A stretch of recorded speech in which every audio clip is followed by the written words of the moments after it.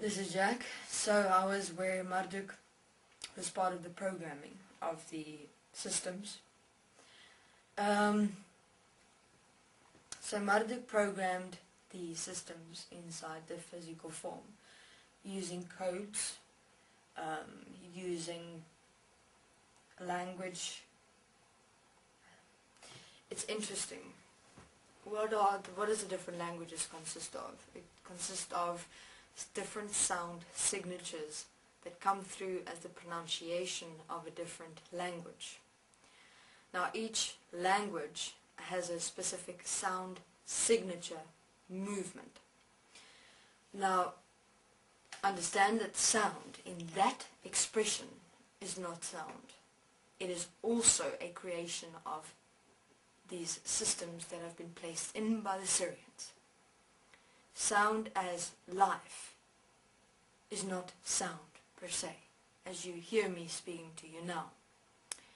It is a constant. This sound is actually silent. It's interesting. So in terms of the sound frequency, sound vibration, sound symbols, etc., it is of consciousness systems. I'll leave consciousness for a moment. I will come back to the definition of consciousness. First, let's focus on only the word systems. So these systems required to be programmed. Now,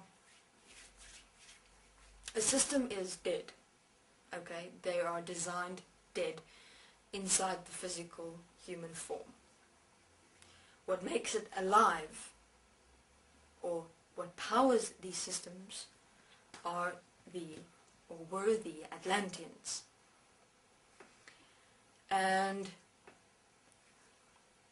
how were these systems programmed? Why were these systems programmed? Firstly, they were programmed to do specific tasks, which is first the initial necessity for man on earth was to dig out gold.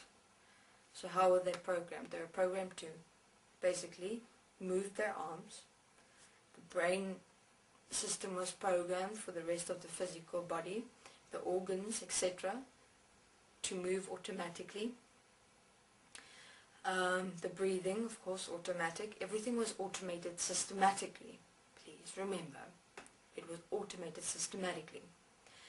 In terms of their tasks, which was to dig out gold, that was programmed in to each one. Now there was different methods of programming, which was done through little implants, already written with specific programming on them. Now this programming was mainly done by Marduk. He also used symbols such as mathematical equations, but I'm saying it's mathematical equations so that you may understand it was used through equations. In terms of the mathematics that is currently studied in this world, it is primitive. It is nothing compared to what mathematics actually consists of and how everything was designed. Imagine the equation of this entire plan from the beginning was mathematically equated precisely. Each one involved. How these systems would evolve was equated mathematically specific. Imagine incorporating this entire planet, each developed human being, nature and the animals, all. So evolution is based on a mathematical equation that has a beginning and an end. And so what else am I able to... So that was Marduk's perspective. He equated everything mathematically. So we have the systems inside the human physical body that was designed by the Syrians. The programming thereof was through Marduk.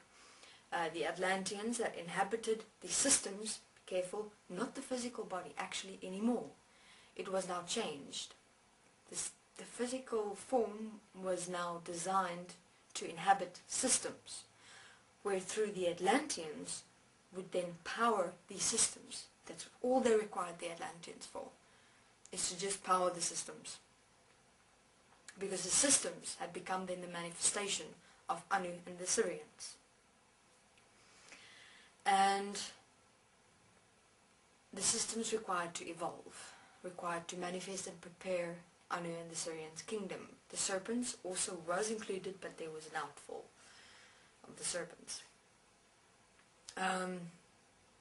Because the serpents did not accept only being but a form that is required to manifest, to nurture the apparent gods, which had become now the human physical form, the systems and the Atlanteans that were to be placed within.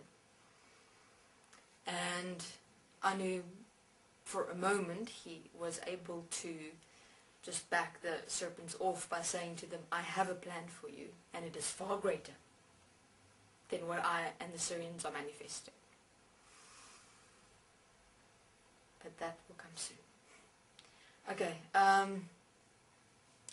so I'll continue in my next interview, where I will be describing